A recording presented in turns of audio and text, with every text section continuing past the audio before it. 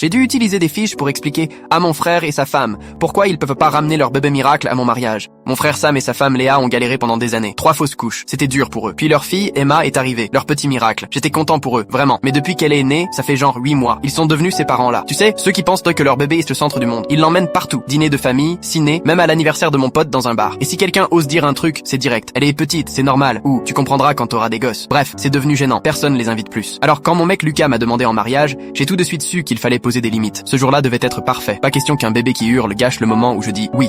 J'ai mis 2 ans à tout organiser. J'ai économisé 15 000 €. J'ai réservé un lieu de rêve. J'ai appelé Sam pour lui en parler. J'ai expliqué qu'on faisait un mariage sans enfant. Rien d'extra. Beaucoup de couples font ça. Et là, il pète un câble. Il me crie dessus en mode Emma fait partie de la famille, que je suis égoïste. Et que si elle vient pas, ben eux non plus. J'ai tenté de discuter, mais il m'a raccroché au nez. Puis Léa m'a bombardé de longs messages. Elle disait que j'étais cruel, sans cœur, qu'ils trouvaient personne pour garder Emma. Et que ne pas inviter leur fille, c'était comme les rayer eux aussi. Elle a même ressorti le sujet des fausses couches. Que je devrais comprendre à quel point Emma est précieuse. Et là, je me suis dit, ok, les mots ça marche pas. Faut un truc visuel. Je suis allé au magasin, j'ai acheté un paquet de fiches cartonnées et j'ai préparé un petit exposé. Première fiche, mon mariage, mes règles. Deuxième, sans enfant, charge pas de bébé. Troisième, les pleurs cassent l'ambiance. J'en ai fait 15 en tout. J'ai tout noté. Genre, les nounous existent ou tout tourne pas autour de ton gosse. Le samedi matin, je débarque chez eux. Sam ouvre la porte, déjà agacé. Je passe quand même. Je m'installe à la table et je sors mes cartes. Bon, visiblement, vous avez du mal avec le concept de mariage sans enfant. Je dis en tenant la première fiche. Laisse-moi t'expliquer tranquillement. Léa arrive du fond, encore en pyjama, Emma dans les bras. Tu fais une présentation avec des fiches, là? Sérieusement? Oui, parce que parler calmement a servi à rien jusqu'ici. Je réponds en montrant la suivante. Regarde, celle-là explique pourquoi les bébés qui pleurent pendant les vœux, c'est pas idéal. Sam s'assoit en face, bras croisés. C'est n'importe quoi, Julie. Elle est de la famille. Je retourne une fiche. Famille. Ah, pas passe droit. Notre cousin Léo aussi fait partie de la famille. Il peut pas ramener son pan de soutien émotionnel non plus. Et pendant 20 minutes, j'ai déroulé mon exposé. Bruit, photographe, vieille personne sensible, tout. J'ai même cité ma grande tante Jeanne, qui a accepté l'invitation uniquement parce que c'était sans enfant. À la fin, Léa pleurait. Sam me regardait comme si j'étais folle. Et le plus ironique, Emma dormait dans les bras de sa mère. Comme pour prouver que les bébés font ce qu'ils veulent, quand ils veulent. Ok, dit Sam, on viendra pas. C'est ton choix. J'ai répondu en rangeant mes fiches. Mais si vous trouvez une nounou, l'invitation tient toujours. Le mariage, parfait. Pas de pleurs, pas de stress, que du bonheur. Mes parents ont demandé pourquoi Sam et Léa étaient pas là. J'ai juste dit qu'ils avaient pas pu venir.